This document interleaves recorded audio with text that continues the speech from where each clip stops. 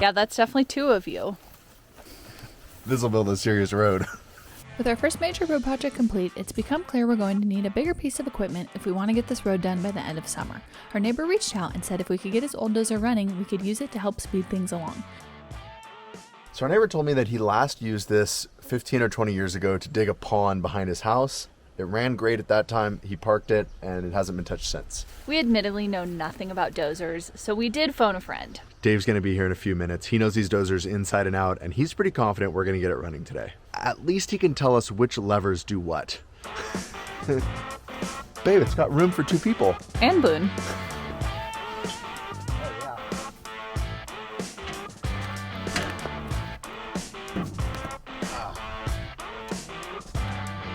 There are a lot of levers. I just looked up for the first time. It is huge. I can't see a thing. This is going to be awesome. I'm kind of wondering if enabling reckless Riley to buy a dozer is a bad idea.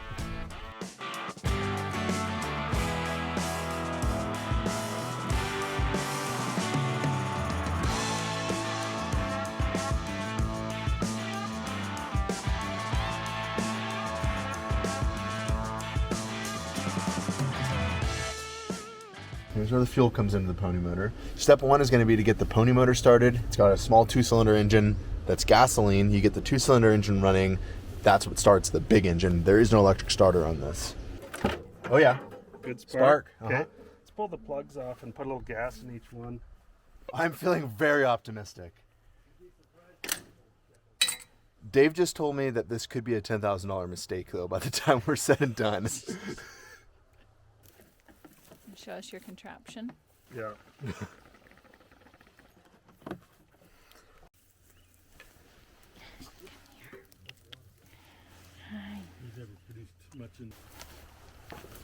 Wow. It's like complete diagrams for every single piece of the whole thing. Cool.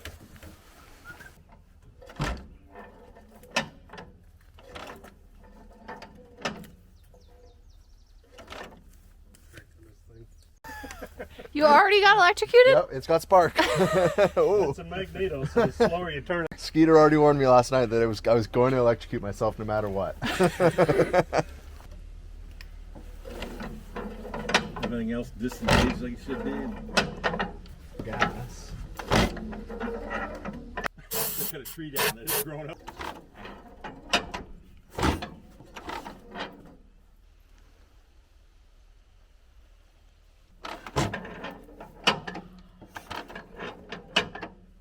Back my face up.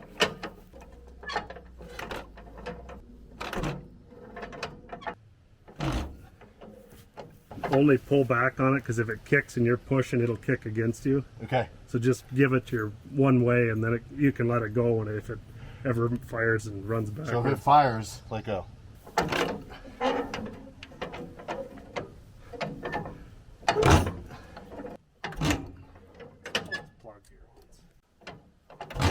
Oh, That's a good thing.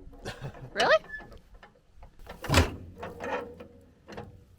Is that water or gas? Gas. There's no compression whatsoever.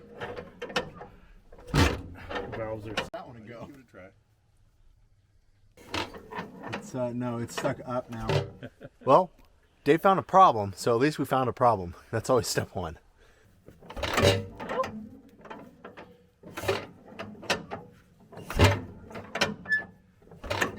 We've got compression now, the valve's unstuck. We've got spark. We're putting fuel directly in it, so it should start.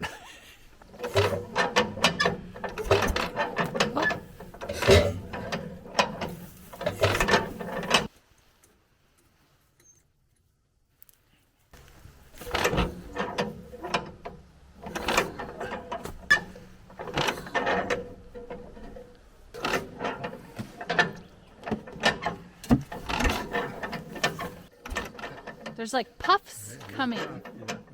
Huh? I saw a little puff come out. That's a good thing. That's motivating. Oh, Oh, that was the best one yet. Yeah. Oh. Oh, yeah.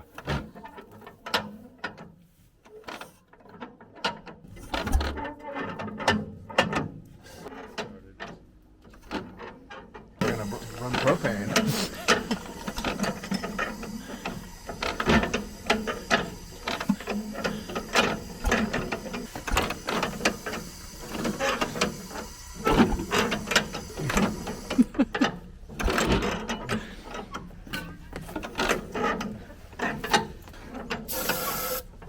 All 3 fuels. Yeah, multi-fuel. Yeah, we're going to try to hook our temporary can up to the carburetor and see if we can put in fuel that way. But, of course, this was clogged and I found this. The gas tank on this thing we're very suspicious of, so we're bypassing the gas tank entirely and using that 1-gallon oil can instead. After what felt like hours of cranking, we were starting to get discouraged. Riley had spent countless hours watching videos like this one.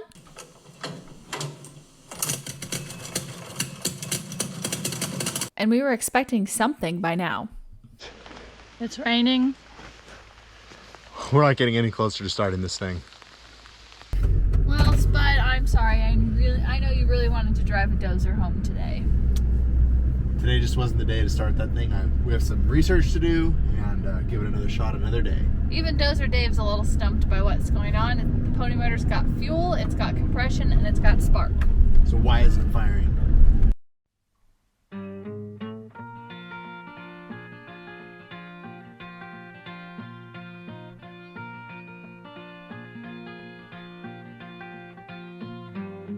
We ended yesterday pretty discouraged, not knowing if we were going to be able to get this Dozer started. I've done some research, I have some ideas, and we're going to give it a whirl. It's the morning. I'm opening a bottle of wine, but not for the reason you might think.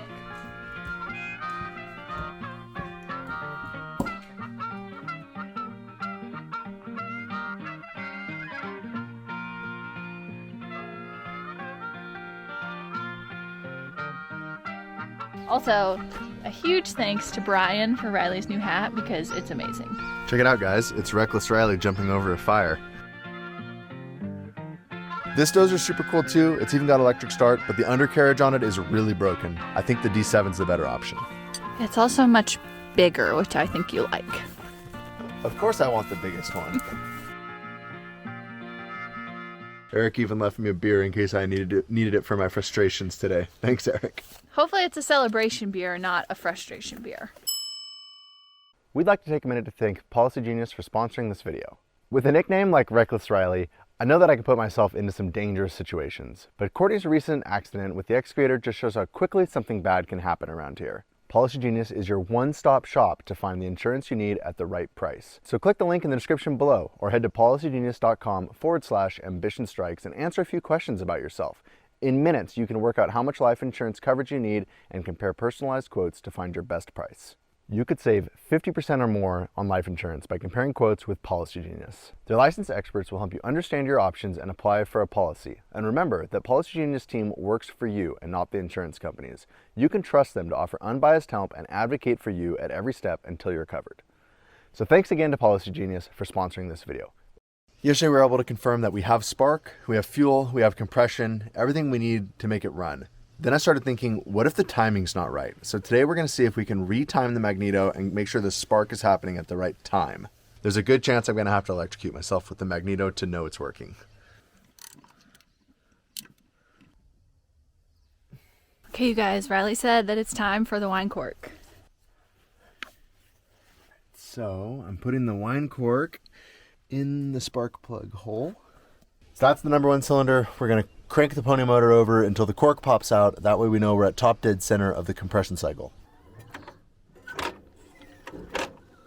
Okay, if it's not popping out, then we don't have any compression. My biggest fear is that we're going to actually get this thing started and it's going to drive away. That'd be a good bad problem to have because it means we got it started, but also it means that it would be driving away, which would not be good.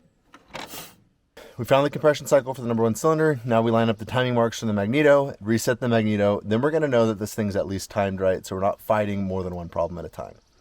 Okay, I think it's lined up now. We're going to pull the magneto off and try to make sure that we have spark on the number 1 cylinder at this point.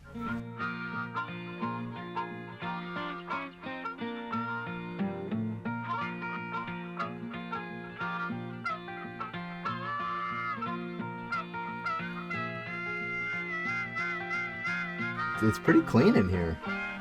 Really. When this little metal patch hits one of these contacts, that's when the spark fires. The rest of the time, this is non-conductive. So this is the part that matters, that it's clean. So as the engine rotates, then boom, we get a spark. Here's the marks. There's this tick mark and that tick mark. We line those two up because that's when it's creating a spark for cylinder number 1. We've got cylinder number 1 at top dead center, right where the spark's supposed to happen. Theoretically, this is going to guarantee that the timing is right. Based on Riley's research, we think this machine was made somewhere between 1944 and 1955, but we have yet to find a serial plate on it that would help us identify for sure. I think it's an earlier one because a lot of the later ones came with electric starter motors on the pony motor, and this one doesn't have that. So we're gonna hook the plug on, crank it over, and we're gonna see if we get a spark. Yep. I saw a spark. Now hopefully we have spark at the right time. Oh, should I just crank on it a couple times? Yeah. Maybe? I think you should. With some ether? Yeah. It says, starts stubborn engines fast. I'm gonna spray some starting fluid down into the carburetor bowl, or I guess through the intake, and give her a whirl.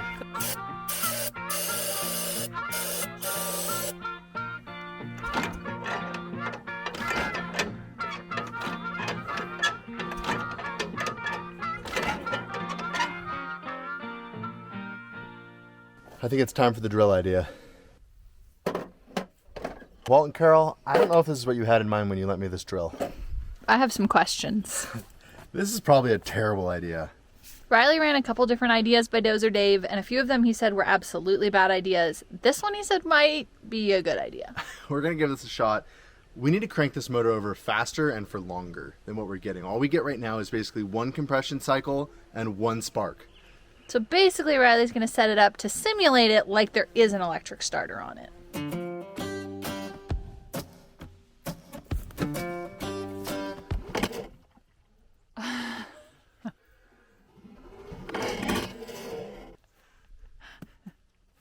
How are you going to grab it now? I broke the pull start off of it.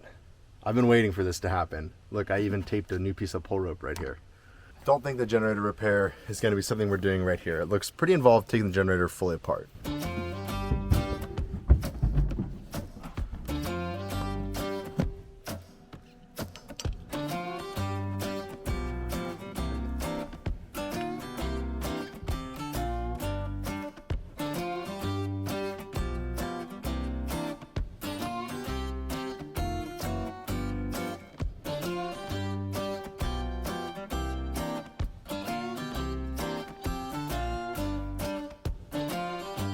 I'm gonna be here holding a drill, and this is gonna be spinning around, trying to hurt me. And if it starts, the little pawl, the spring may not kick this up enough, and it may start engaged and continue spinning even after the engine starts. Okay, I'm not gonna push down yet, I'm just gonna spin it. It's not engaged. That's really fast. Oh my God. Okay. Wire up and over this. Gotta keep this out of the way. I'm gonna push down.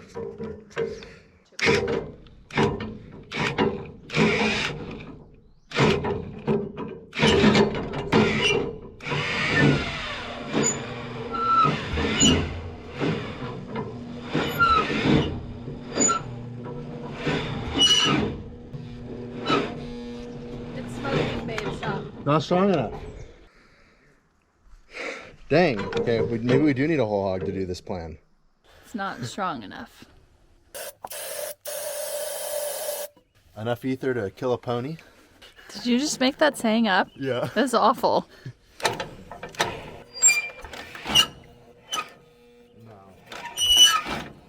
Not a good plan. It's not strong enough, huh? Back to hand crank. All right, Riley's gonna hand crank it some more.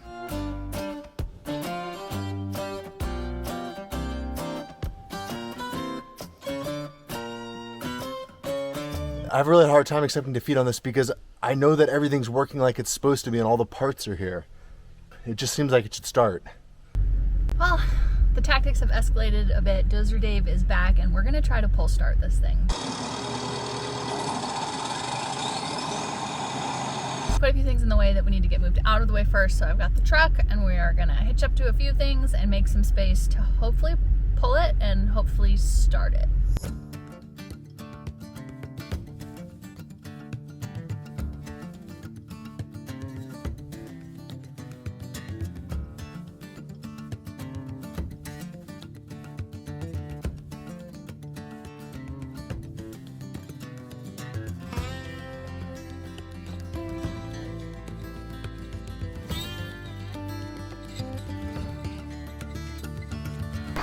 It's the last car to move before we try to pull the dozer.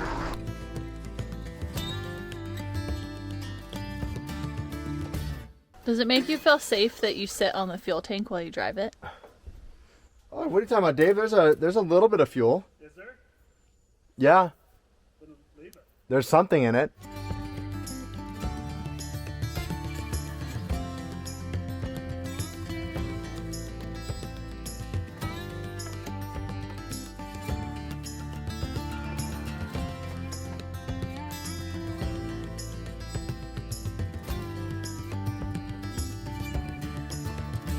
Do you think it's gonna work?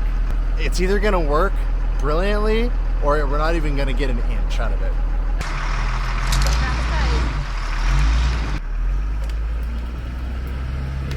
Yeah. That was cute. Yeah, that was nothing. Give her more go? Take two. Strap's tight.